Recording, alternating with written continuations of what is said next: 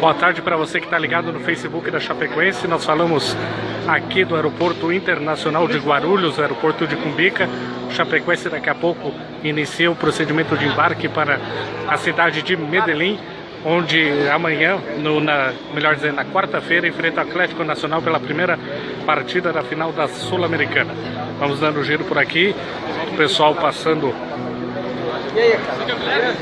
todo mundo por aqui, e estamos aqui aguardando autorização para embarcar daqui a pouco para a cidade de Medellín, onde a Chapecoense enfrenta o Atlético Nacional nesse importante compromisso, a primeira partida da final da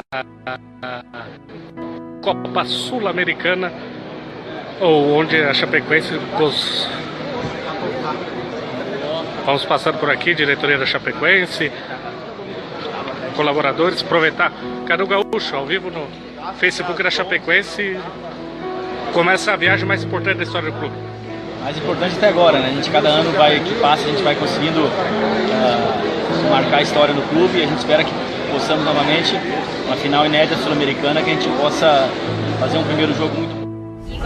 Rapidinho, estamos chegando, Colômbia. Estamos chegando, é vídeo, rapaz.